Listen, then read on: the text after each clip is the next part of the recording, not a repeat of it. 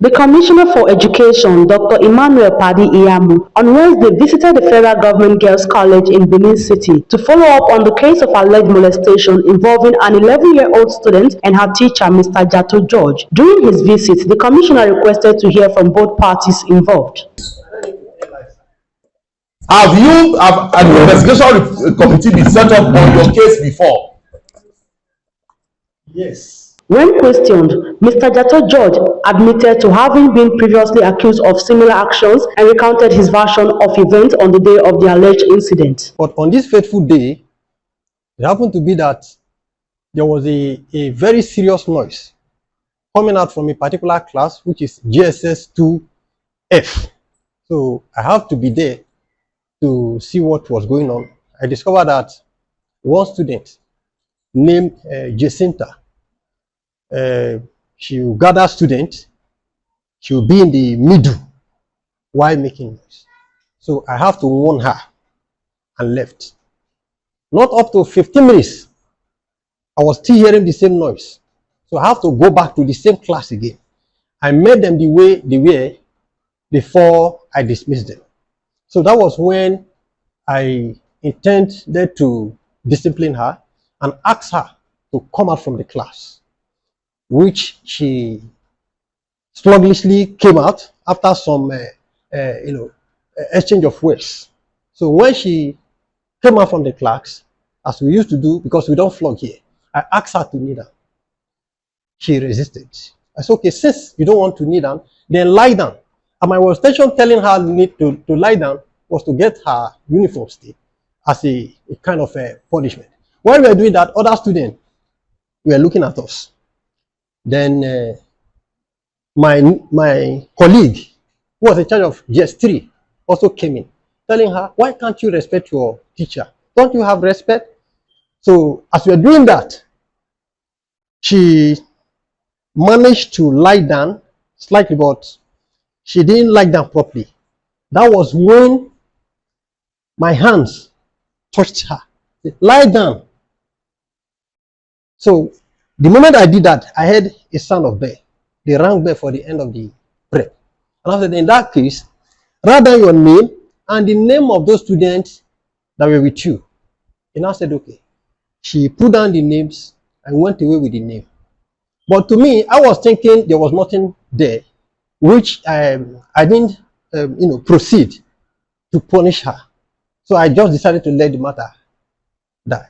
Until about 5 days later, I was called to come and write a report concerning her. In contrast, the victim maintained that she has been molested by the teacher. So in class, all of us we gathered, we were talking about these things. Just that everybody agreed to sit down, let us take it one at a time. So the class was wild, everybody was making noise. Now came to the class, not told all of us to keep quiet, everybody now keep quiet. Now said then they no hear what all of them were making noise. Then now came to class again, now all of us should go back to our seat. I'm the one that's guarding. And nothing, sir, please, I'm not the one that's guarding him.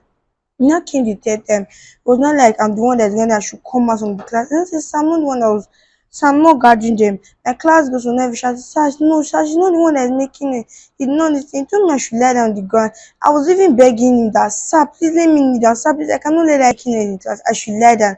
I was still begging him. Then when I lie down on the ground, I don't lie down flat because there was still stone on the ground. Then when I lie on the ground, he stepped on my back. Then maybe he hit where I did the operation on the stone. And I started crying, sir, you pressed my neck. The will not tell me, you are telling to lie down. My class was shouting through the window. Everybody saw it in the class. Sir, you even touched my bum bum. The my class did not say shouting. He not told me I should stand up on the class. I should enter inside the class. I should write my name, my seatmate's name, and all of us that was in the class that was making noise, sir. Then because my baby was showing up, I went to go and tell VP.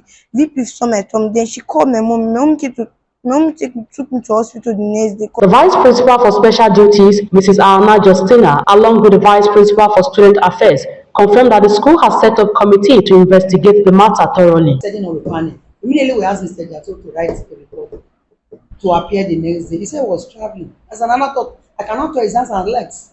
He said he was traveling. So the next day we were ready, was not in school.